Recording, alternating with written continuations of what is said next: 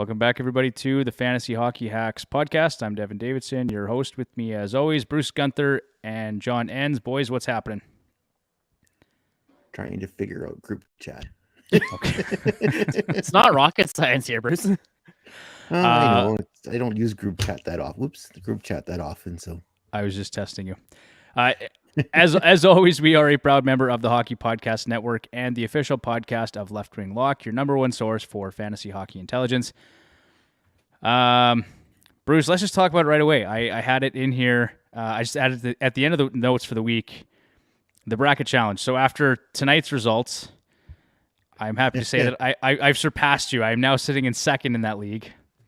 Yeah. So both of us were 3 for 4 on the final 4 teams. Not too shabby. Not too bad at all. I'd have been closer if Carolina would have showed up tonight. Yeah, you would have. I would have been farther away. It would have worked really well for you, but unfortunately, not the case. Didn't go well tonight for. No. So here we are back again for another episode 64. Now we're up to, Bruce. Wow. They just keep climbing. Tonight we're going to cover the Stanley Cup Playoffs, talk about some DFS, talk about the second round, talk about the conference finals, talk about headlines, some fun news from around the NHL. We don't know if Tyler's joining us, of course. We suspect he may still be on vacation, but we're not sure. He could still be recovering from his holiday. Oh, John, no, you didn't. Sure did. He did. He went there. Oh, man. Okay. I can't wait for this. Well, John, I'm happy to have you back on again. 2 weeks in a row. So things. 2 weeks. This is exciting. It was like 20 minutes ago. I was like, holy crap. I was like, I got a show to do today. Well, we're glad you made it. It's good to have you back on. Good that things are settling down a bit for you at work. So that's good. He had time to change out of his work clothes. Yeah. I got my new Formula 1 gear on, so. Nice. Yeah. Have you watched that YouTube documentary, the F1? What's it called? The Netflix one. Sorry. Oh, Drive to Survive. Whatever that one's called. I watched like one episode. Have you watched it? Like you're a fan of F1, obviously. Oh yeah, I try to watch every race. Do you have a racer? You got a guy you cheer for? TM. I'm a Ferrari guy. You're a Ferrari guy. Yep. Okay. Cool. Yep. What about? Oh, Bruce and I were talking earlier. Are you a Stranger Things fan? Me? Yeah. Never seen an episode. Oh man, how am I? I'm not surprised. What? No, so Bruce started talking earlier. I'm like, Bruce, Stranger Things, fantastic. Love the show. You got to watch it. He's like, I've never seen an episode. And I was like, yeah. I was like, you and John are like on par with each other when it comes to TV shows. So I'm not surprised to hear you say you haven't watched a single episode. Yeah, that's a whoops. Okay, no, that's all good. I'm that guy who won't watch because someone told me to. Oh yeah, definitely don't watch it then. Totally waste your time. Don't do it. Oh, my kids and my wife are glued to the screen watching it, so it must be fairly good. It's phenomenal. Actually, the fourth season, I would say it's the best so far, in my opinion. Oh, maybe you'll have to watch it at some point. Well, there's 4 seasons now, Bruce. You got lots to watch there. Oh yeah. And the hockey season's going to come to a close here pretty soon. You'll have a little more time to. Oh yeah, I won't have to scrape the daily news for the whopping 6 things I have to read in the news tonight. Yeah, so let's maybe move it along because we don't have a ton of content tonight. It's things are starting to come to a close on the season. So, but like we always do, let's get into John's list here. He's got a doozy for us. If you're new to the show, John's list is just his shit list of players, past and present. At times, it's not just players. Sometimes it's topical or current events, whatever the case may be. Maybe it's the Blake Coleman non-goal. Maybe that's on John's list. I don't know, but John, take it away. Who's on the list this week? I don't even want to start with that one, but today's member of the list is Jason Spezza. I really didn't have anybody, and then I thought, oh, wait a minute, some idiot retired, and here we are. Here we are. Okay, I mean, so I can't really call him an idiot. I never met the guy, but I don't know. Explain yourself. Not my cup of tea. Well, it's kind of like that Daniel Alfredson thing I had quite a while back, where kind of just rode the coattails of everyone else, it seemed, and went on from there. Yeah, he played a lot of seasons in the league, but he didn't play a lot of 82 game schedules. Okay. Like, at all. And just because you're in the league for a while doesn't mean you're great. I mean, he does give a great dressing room speech, apparently. Apparently. Cool story. Okay, I got nothing. You know what? Good player. I just shy. What I found interesting actually with Jason Spezza was he was 5 points shy of 1,000. Yep. Like I'd really want to hit 1,000 if I were him. I'd go back just for 5 points.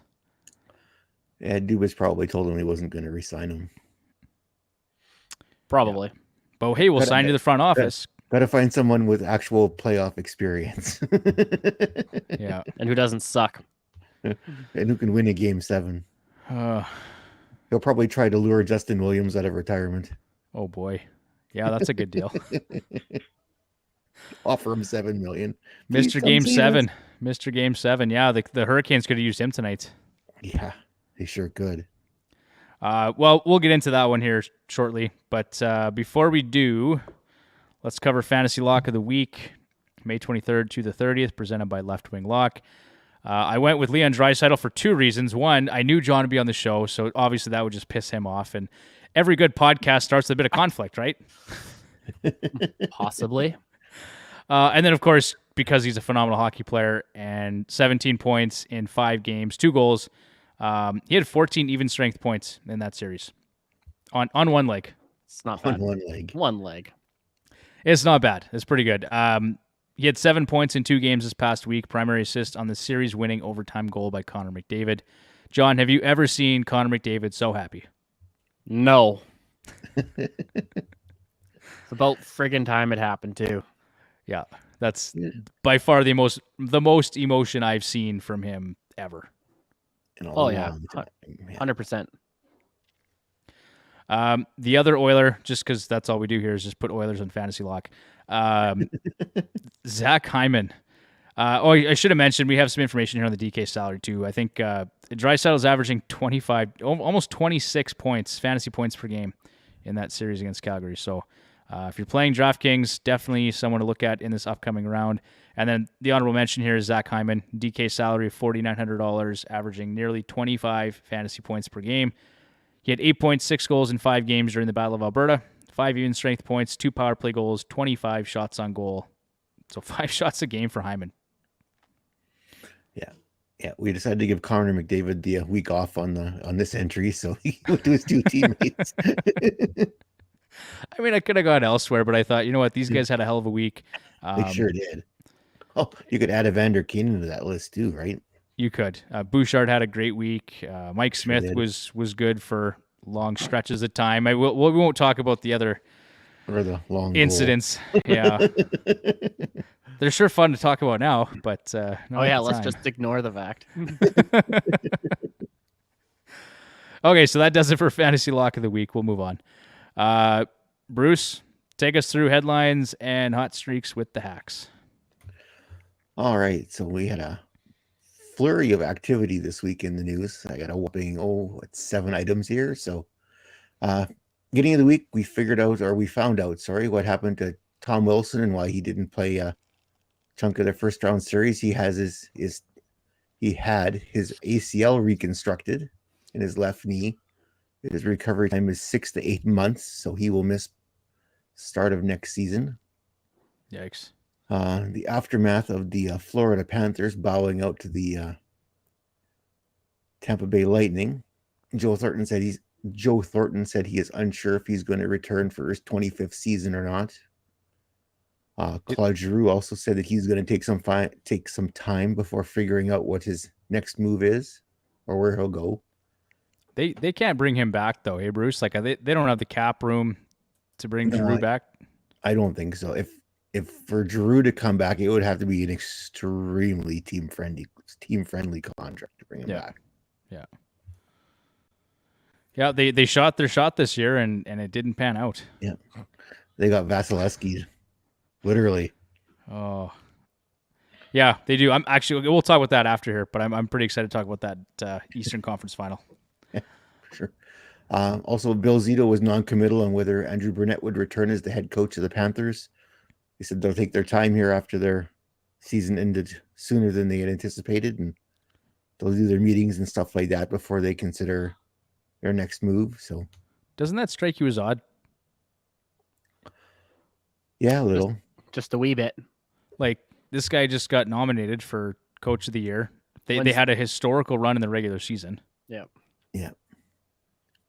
Well, didn't the same thing happen to Jar Gerlant? Coach of the year, and then he got turf the next year. So see you later. Yeah, take a hike. Crowd. Hey, and Gallant made it farther in the playoffs here than they made it into the playoffs more than the Golden Knights did, right? So yeah. Oh well. Note out of Boston, Brad Marchand underwent successful hip arthroscopy. Hopefully I pronounced that right. We'll say hip surgery. Yeah. And he'll be out 6 months, so he's going to miss part of the regular season too. Yeah, it was surgery on both hips, Bruce, right? Was it both? I read somewhere it was on both hips, and that actually makes sense now why he was so ineffective in those last few games in the regular season. Like I was pulling my hair out the last 2 weeks of the regular season in fantasy because he was absolutely useless, and this makes a lot of sense. Just for fantasy purposes, it's interesting. Like for keeper leagues, what do you do with Brad Marchand now? Because he's a top 10 or a top 15 player, and he's not going to play now until December. I don't think it's going to affect his draft stock too much. I think it might bump around at the most, but he's not going to drop down to the bottom lower rounds like Eichel did with his injury. No. The other guy I wonder about is David Pastrnak, because if Marchand's out till December and we don't know what's going on with Bergeron, all of a sudden his line mates don't look so great anymore in Boston. Yeah, I think Pastrnak can overcome that, though. He's got enough talent there. I think he can overcome. He's got Taylor Hall on the other side. You find someone capable to play center, I think they'll be just fine. At least for that line, anyway. Yeah. The depth will definitely take a hit, but yeah, things are falling apart in Boston. Yeah. Weird. Don't bring Joe Thornton back and put him between Hall and Pastrnak. No. Don't do that. Don't do that. Ill-advised. He should retire and then he can be on the list. You can put him on the list anyway, John. That's okay. Oh, yeah. I probably already did. I think you did, actually. I did. We've been doing this for a year. You had to have at some point. Done it for a year, and I've probably done like 4 people twice. Have we done a running list of John's list? I started one, and then I forgot about it like a couple months ago, and then that was it.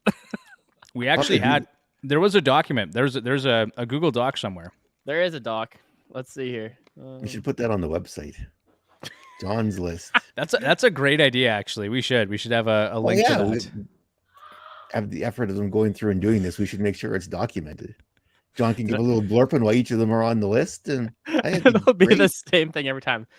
Dude's an idiot. He's a plug. He's a plug. But he's a knob.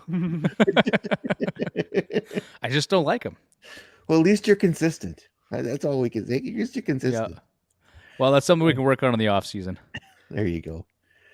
Let's see. Oliver Ekman-Larsson suffered a fractured foot at the World Championships. He'll be out 4 to 6 weeks. As we mentioned earlier, Jason Spezza is retired after 19 seasons in the NHL. 995 points, 363 goals, 632 assists, and 1,048 games. He's going to join the Leafs front office as a special assistant to Kyle Dubas.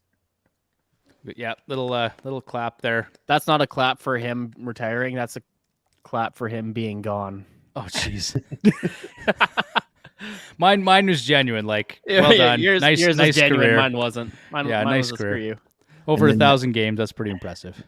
And then my final thought to that is he's the special assistant to Dubas because he's got to figure out how the heck they're going to win a playoff series because nobody in that team or that organization has figured it out yet. Yeah, his name's Connor the question. McDavid. He's not going there. He's not going there for sure. They'll trade Nylander and sign Kadri to an ungodly amount of money, and that's pretty much how they're going to do it. It might not be a bad idea, Bruce, honestly. Well, I forget who it was. I think it might have been Nick Alberga posted. The Leafs need someone like Nazem Kadri on their team. Alberga just loves to troll every fan base in the league. Like he'll do that occasionally. Oh, it was just awesome because and I paraphrased it, but just the way he worded it, it was absolutely perfect. Yeah. Just perfect. He's good at those one-liners. He likes to throw those out there. He's awesome. He's awesome. All right. A couple notes out of Minnesota. Matt Zuccarello and Jared Spurgeon both had successful core muscle surgery. Their recovery time will be about 6 weeks. Zuccarello also was playing on a fractured leg. No surgery is required, but just some rest. But they'll both be ready for training camp. And then as Devon boasted here earlier that he has now passed me in the bracket challenge. He's now in second. I'm now in third. But I should mention we're both a distant second and third to the top guy there. I think he's 15 points up on me or something. So I'm just impressed I'm up there. Yeah. I mean that's great. Half the hacks are up there, so that's nice to see. I know. When I did that, it's like, yeah, this isn't even going to be close, but it's like, or just do it, right, and see what happens. And yeah, it's worked out. So well, and if our boys can actually manage to pull it out, I did put a little bit of cash on the Oilers to win the Stanley Cup. So Did you actually? I did. I got it at like 25-1 or something. So the odds were pretty good. I only put like $10 on it, I think, but still at 25-1, I'll take it. For sure. That concludes the news. Alrighty. I feel like I haven't done the ad read for a while. You guys want me to do it? I can do it. Oh, John, take it, buddy. It's all yours. Oh, Cheers, man. I was gonna say you and Bruce been talking too much today, so now I guess it's my turn. Go for it. All right, hold on. I gotta throw this back up here. As a member of the Hockey Podcast Network, the Fantasy Hockey Hacks podcast is a proud partner of DraftKings. Hockey fans, the pursuit for the Stanley Cup is on, and DraftKings Sportsbook, an official sports betting partner of the NHL, has an unbelievable offer for the most exciting playoffs in sports. New customers can bet $5 on any team to win and get $100 in free bets no matter what, win or lose. Looking to turn a small bet into a big payday.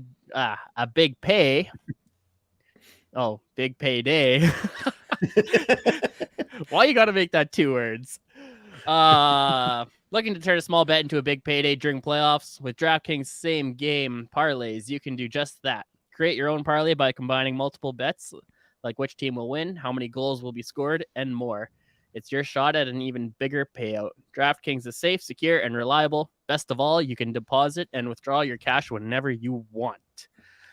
Download the DraftKings Sportsbook app now. Use promo code THPN. Bet $5 on any NHL team to win and get $100 in free bets no matter what. That's code THPN at DraftKings Sportsbook, an official sports betting partner of the NHL. Minimum age and eligibility restrictions apply. See show notes for details. Nailed it. Boom. You did the whole call to action and everything. I love it. So proud of you. Except for that whole pay. That's okay. Day. Payday? What? That's just fine. I'm actually excited. I should mention DraftKings Sportsbook is now available in Ontario. So big step forward there. That's fantastic. Sorry. I'm just an impulsive person. Like you couldn't help yourself. You're like Ontario. I'm like, boo. I think like half our listeners are from Ontario. That's okay. Oh, no. Sorry, guys. I love you. John's address is. Oh, shoot. But no, for the longest time, though, DraftKings was only available in the U.S., and we had access to daily fantasy sports, which was still great. But now we've got Ontario. You've got full access to the sportsbook there, as John mentioned, same game parlays and all the rest of it. But I'm looking forward to it being available nationwide, which will probably happen in the near future. hopefully. So good stuff there. All right. We're missing a headline here. That's my bad. But I guess we Oh no. no, that's my. I guess we're doing headlines and hot streaks, right? So we'll just stay with this segment. We're going to talk about each of the series that went down in the second round, starting with the game that just happened: the Rangers and Carolina. Obviously, Game 7, the Rangers showed up. Bruce, I guess somebody had to break the streak eventually, right? It couldn't just be complete home and road dominance. So, And the Rangers did it. Yeah, the Rangers did it emphatically. There was no doubt who was winning this game. There was none. No, they came out like a house on fire. It was a tale of two teams. Like Carolina, we've talked about this a couple times on the live stream, Bruce, but 7-0, 25 goals for, plus 17 goal differential at home for the Canes. And they were 0-6 and 10 goals for. Like it was a completely different team. Have you ever seen anything like that where it's just completely different home and road splits? Not in a long time. It's been quite a long time since we've seen anything like this. Yeah. I can't even remember when last time I've seen anything like it. It's strange. Obviously, someone had to break that streak eventually, and I'm not surprised. But what I find interesting is how quickly the Rangers turned around the whole team. Their rebuild. Remember, it wasn't that long ago. They sent out a letter saying, we're doing a rebuild. We apologize to our fans. And here we are, 3 years later, and they're going to the Eastern Conference Final. All too, and they're getting some meaningful minutes out of. You look at Kako and Lafreniere, which last year people were kind of like, well, they're first overall picks, but they're not doing much. They put Hedl between them, and they did some nice things for the Rangers here so far in the playoffs. Well, one point I did have was Kako had 0 points, but him and Kreider were both disappointing for the Rangers. But Kreider showed up in a big way tonight. He sure did. 2 goals, and his second one was a beauty. Mm-hmm. Yep.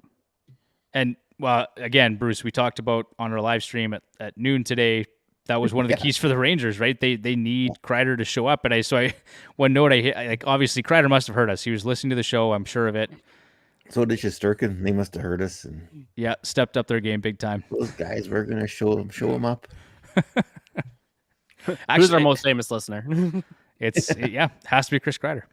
Yeah. But their entire top 6 or top 9 showed up tonight because Kopp had 1 goal, 1 assist. Zibanejad had 3 assists. Panarin 1 assist. Lafreniere 1 assist. Fox had 2 points and 1 goal. Strome had a goal. Strome had really done nothing for a few games, and and then of course, I think my words were, we need 930, 940, or 950 Shesterkin. Well, just about 950 Shesterkin showed up tonight, right? So yeah, he sure did. Yeah, he was great. The couple of goals that got past him. Well, the first one was his own. He went for an adventure there during the power play. I don't know what he was thinking there. And the second one, there were so many bodies in front of him. I'm surprised the puck made it through. Yeah, I know you like that number, goals saved above expected, Bruce. So he had a 1.71 goals saved above expected tonight, according to Natural Stat Trick. It's not bad. Yeah, well, we don't want to see what my DraftKings status is for tonight, so we'll just close that app off and move on. Oh my God. You know what, Bruce? I think yours probably looks like 90% of bettors out there tonight, because I think everyone expected Carolina to move past the Rangers in this round. Oh yeah, you look at the last 6 games, right? And this kind of was almost you almost felt it was like a no-brainer, and maybe that's, well, like I said this morning on the stream, it's like I couldn't really find too many reasons to pick the Rangers. Well, that probably should have been a good enough reason to pick the Rangers, right? Because they made the flight home, and Carolina's still in New York somewhere. Yeah, so that Eastern Conference Final is going to be interesting. Before we move on from this series, I just want to mention Antti Raanta. He overall had a great series, right? He filled in nicely for Freddie Anderson. Well, he sure did. I had my numbers here were 921 save percentage, a 2.04 goals against average, and a 2.5 goals saved above expected. That was obviously before tonight. He did leave the game, right? They're dropping like flies. They lost him. They lost Jarvis. Oh yeah, his knee didn't bend in the right direction when he stretched out there. It was kind of gruesome. So knee injuries are the worst. They sure are. Sebastian Aho was great for the Hurricanes. 5 points, 2 goals in 6 games played. Of course, these are all just before tonight because it happened in real time. Teuvo Teravainen, 4 points, 2 goals in 6 games. Shesterkin was good. 1.68 goals against average, a 949 save percentage, and a 10.57 goals saved above expected, Bruce.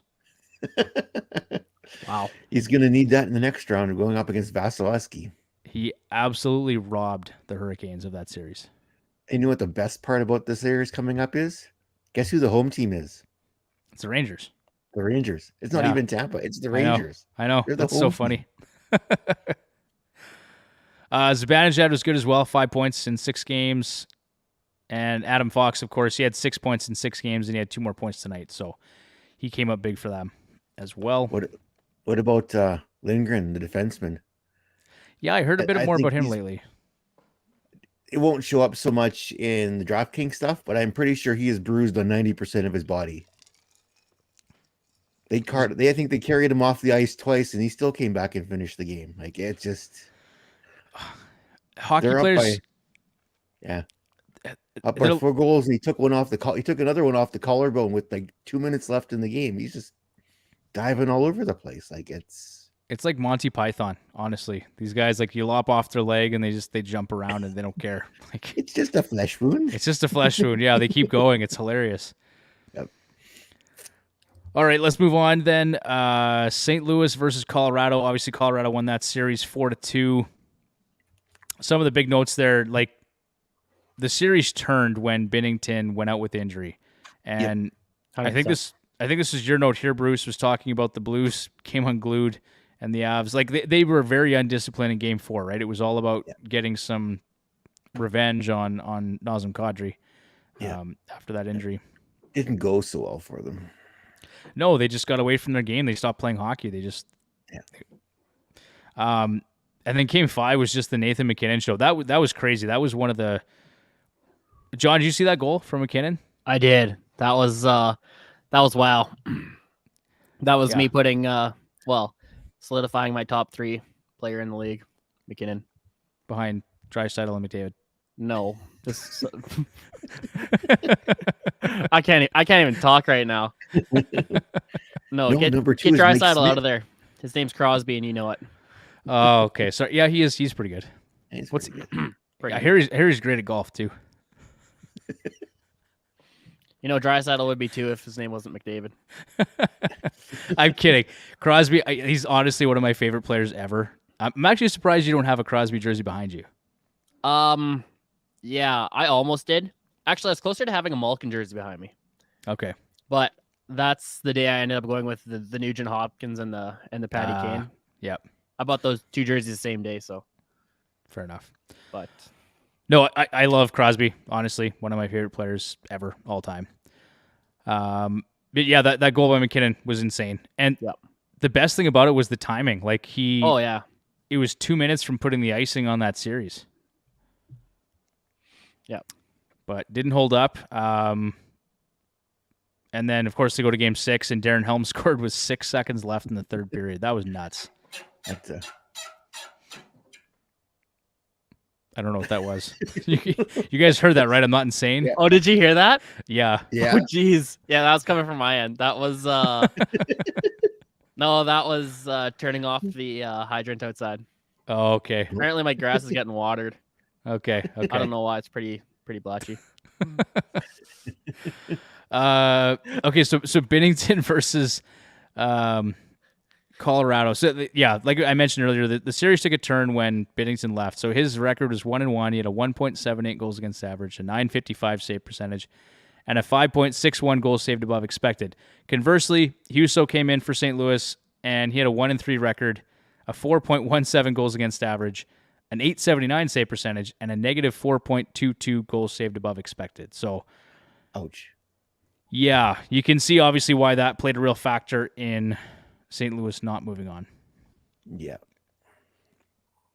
In terms of hot streaks here in DFS, Bowen Byram actually had a good series, $4,400 in DraftKings, 9.31 fantasy points per game. He had 5 points in 3 games. What did I miss, John? So I just got a text message from someone else who's in my house and said, whoops, called me a dick and said they're trying to grow something.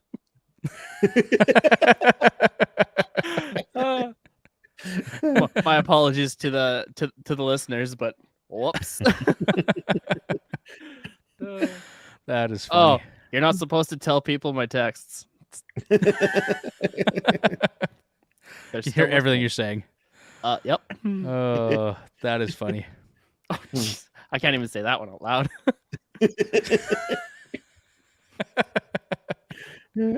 Maybe best you don't. We'll just move on from that. Shoot. All right.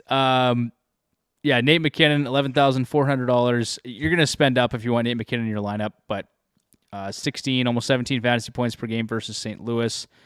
4 points in 3 games. Kadri, $8,600. He had 4 points, 3 goals in 3 games played. And actually, surprisingly, Pavel Buchnevich, $6,400, 10.18 fantasy points per game.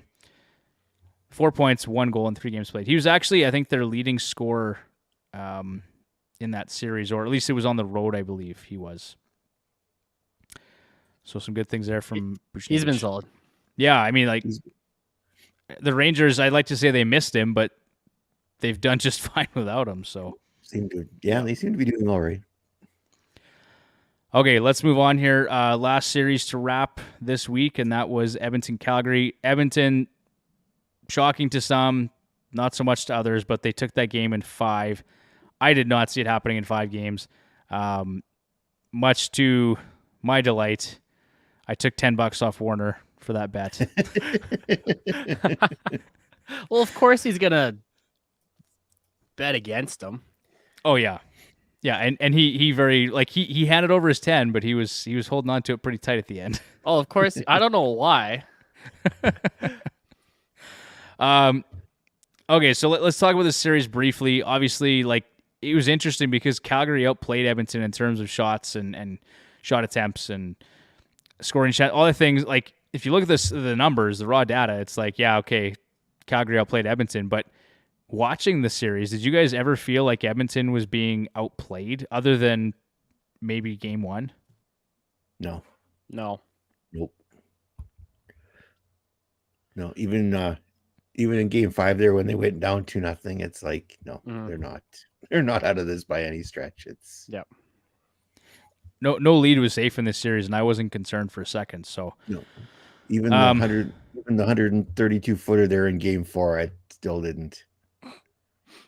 No, I mean, it was like whatever. I mean, that was, how cool is that to see Nugent Hopkins after Oh, that was great. over That a was decade, awesome. right? Yeah. Yep. Like, what a game from him. That was fantastic.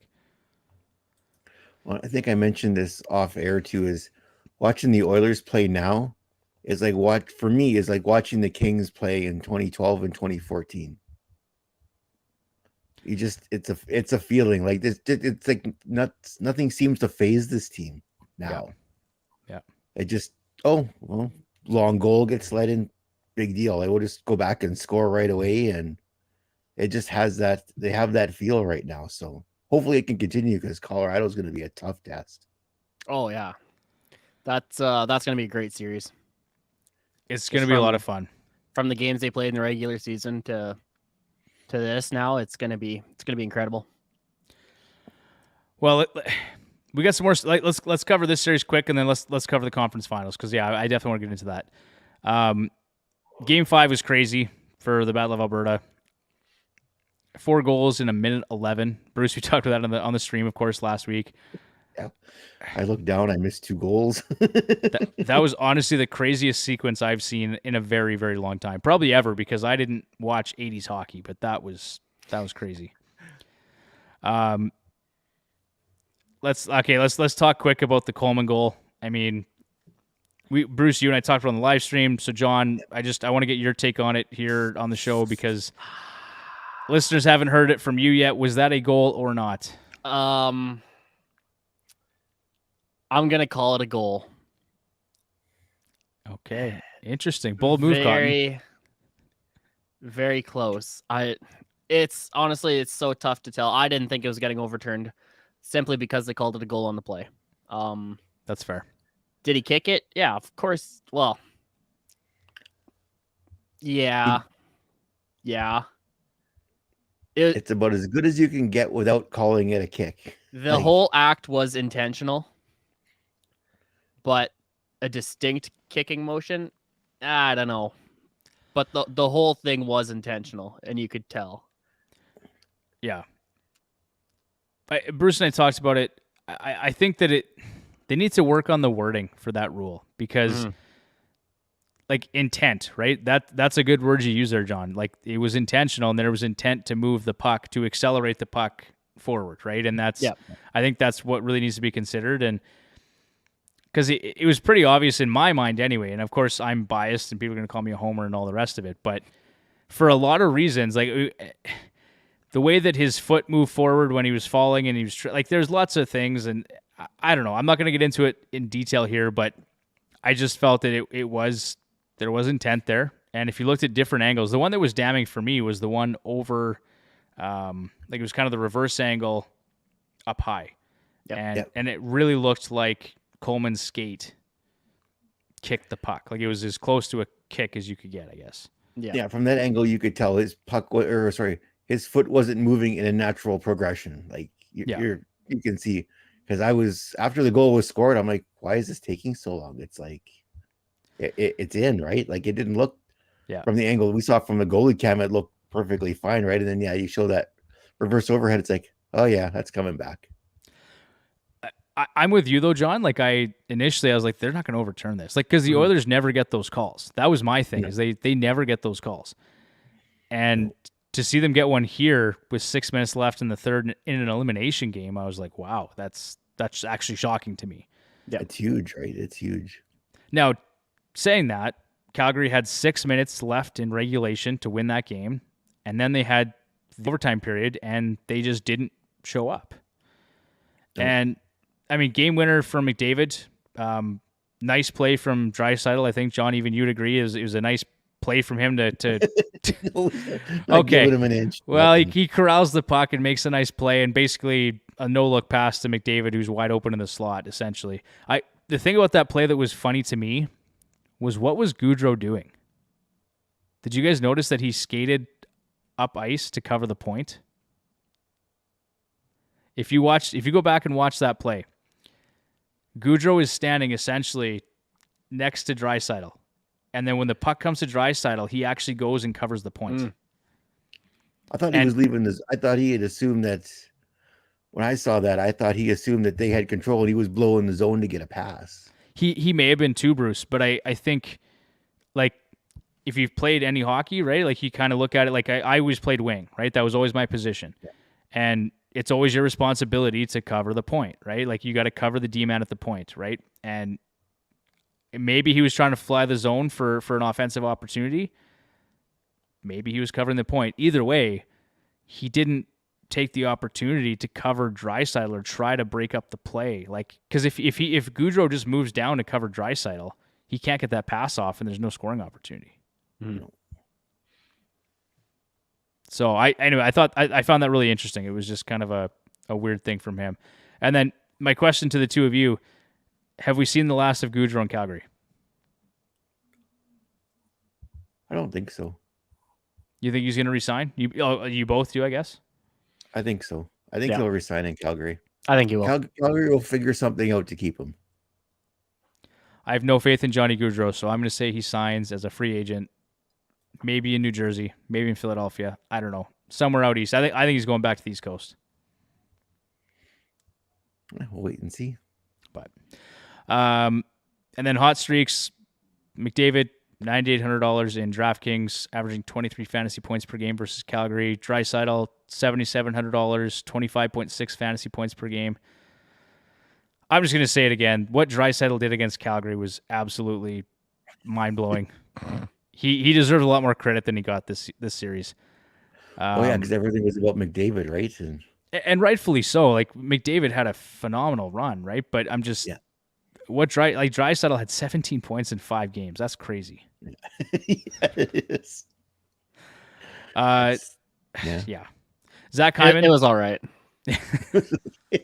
That's John politely acknowledging that he actually did some good there.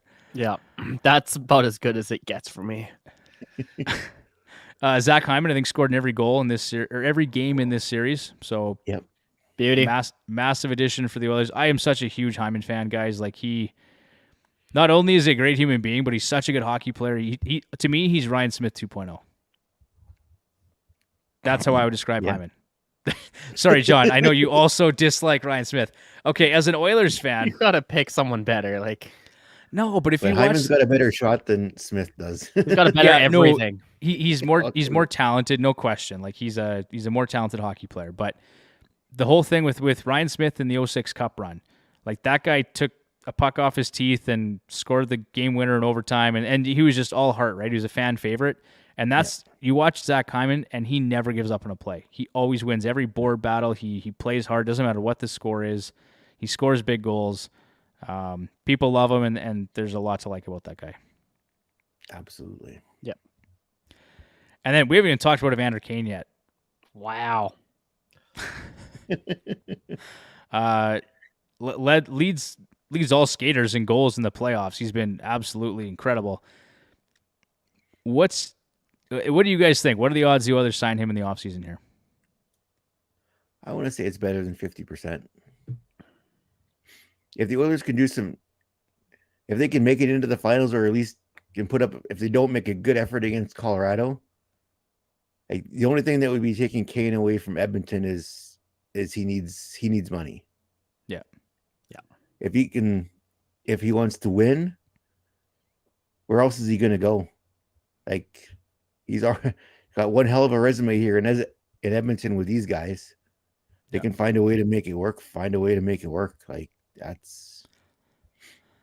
Well, and the other thing too is if he gets his settlement money from San Jose, like then he's not looking for such a massive payday, right? He can just exactly, because the chemistry of these guys, this top six has is incredible. Like, Woodcroft can just move people around, and it doesn't seem to make a difference if they're having a bad game. Flip two guys around, all of a sudden, holy crap! Both lines are going, and it's trouble, right? Yeah, it's something to see. They've got something going. This is a different team. Like they're definitely feeling it. But so I guess with that, let's move on to the conference finals here. Let's talk Edmonton, Colorado. It's going to be McKinnon versus McDavid. I think this is the matchup that all the analysts wanted to see. That probably the NHL wanted to see too. Truthfully, probably. Yep.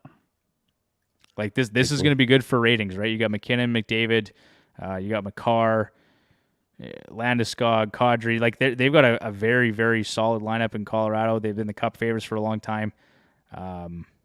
They finally some awesome hockey. Yeah, yeah. I'm excited to see it. I'm more than cautiously optimistic. Like I think the Oilers have had a phenomenal run here, and I think they could win this series. But I'm trying to temper expectations because Colorado's a very, very good team. I think it's going to come down to who the better goaltender, whether it's Kemper or Smith. I think that's what it's going to come down to, is which team is going to get the save when they need it the most. As like in the series with Calgary, there's going to be goals in this series. This isn't going to be low event hockey. There's going to pretty decent to high event hockey here, I think, in this series. Tampa, New York is going to be a snoozer, and this one's not going to be a snoozer at all by any stretch. There's going to be lots of goals in this series. Lots. Okay.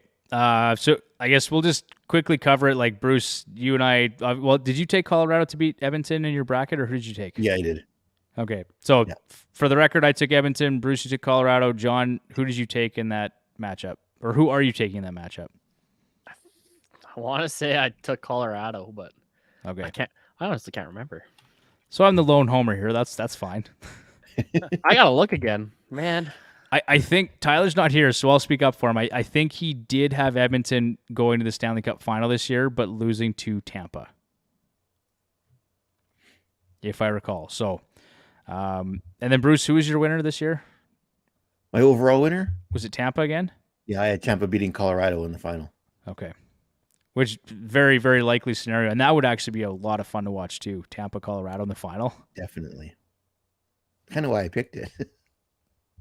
Yeah. And then the big headline in that series being Vasilevsky versus Shesterkin. Like you've got probably the two best goaltenders in the league right now going head to head. Definitely. Yep. Oh yeah, I had Colorado, Florida. Oh yeah. Yeah, Florida really messed with a lot of people's brackets. Except mine. Oh, yeah. Except yours. Yeah. Oh, whatever. Okay. There was no way I was picking the Leafs. Not a chance. No, I mean, I did take them in that first round, but whatever. Okay, anything else in the conference finals?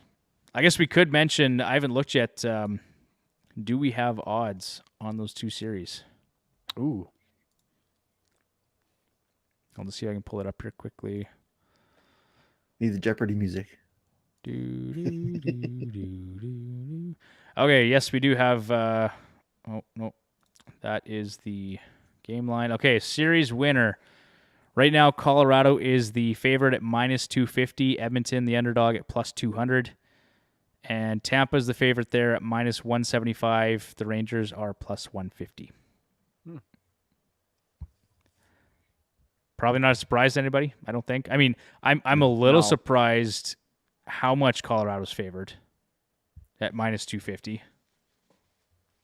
But we'll see. I think for me, Bruce, talking about the difference, and I agree with you, like it's going to come down to goaltending and who actually gets those timely saves, but I don't think the Oilers really have an answer for Cale Makar.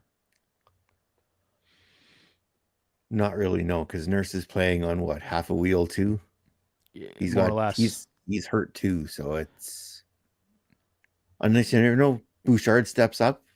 Yeah, Bouchard could step up. Like we've seen that, right? I mean, he has a knack, like Tyler's mentioned many times on this show, for getting the puck through traffic, and we've seen it in this playoffs.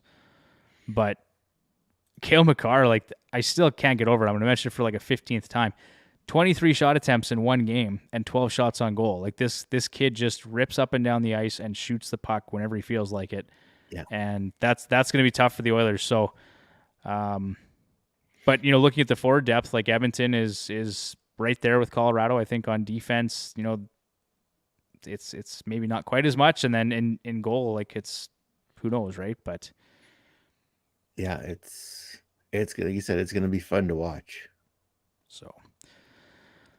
Okay, so there we have it. That's the conference finals. And then probably now just a good time to tell our listeners about Amazon.ca. This episode of Fantasy Hockey Hacks is brought to you in part by Amazon.ca. New Amazon Music Unlimited subscribers will receive access to 6 months of Disney Plus. Users that sign up for Amazon Music Unlimited subscription, starting at $7.99 per month for Prime members and $9.99 for non-Prime members, will have access to Disney Plus for 6 months, renews automatically, new subscribers only. Terms and conditions apply. The Fantasy Hockey Hacks podcast is an affiliate partner, and as an affiliate, we will bring you the latest deals and promotions from the world's largest online retailer. If you enjoy and appreciate our podcast, our blog, or other forms of content, please support us by using our affiliate link. We'll put that in the show notes. It's just there's no hidden fees or additional costs to you, just a simple, free way to show your support to the show. And thank you to everyone that's been listening throughout this season. We've had an absolute blast doing this. Lots of ups and downs, lots of good content, lots of great guests. I'll tell you guys off air, we may have another guest lined up for some point. Not sure when. Nothing's confirmed yet, but we'll see. So, and then last bit of news here, just ask the hacks. We haven't been doing it as much just because the fantasy season is over. But if you do have any questions for us, whether it's fantasy hockey, keeper leagues, DFS, send them in to us at fantasyhockeyhacks@gmail.com, and you can win a free 1-year subscription to the Left Wing Lock iPhone app. And you know what? In under 50 minutes, that seems like a good time to wrap up this episode. So unless you guys have anything else you want to mention. Nope. I got it pretty much all covered. Okay, well, let's cut our losses then before we have some technical difficulties here. All right. So thanks for joining us, everybody. If you want to follow us on Twitter at FHHacks, we are most active there for sure. On Instagram at Fantasy Hockey Hacks. Get in touch with us at fantasyhockeyhacks@gmail.com. Visit our website, fantasyhockeyhacks.com. And with that, we will see you guys next week. Oh, I should mention too, Bruce and I have been doing a live stream every day or every weekday at about 12:30. So if you want to check in and just check out some of our content there as well, subscribe to our YouTube channel too. Yeah, I just got to say you guys are killing it with that too, so much appreciated. Thanks, John. Yeah, we'll have to, when you have some more time on your hands, you're obviously more than welcome to jump on and talk some DFS and prop bets with us. And it's 12:30 Mountain Time, by the way. 12, okay, or Central Standard Time, whatever. I don't know. It's 12:30 sometime. It's 12:30 somewhere. 12:30 somewhere. So there you have it. All right. Thanks, guys. We'll talk to you next week. Good night. Bye, Felicia. Take care.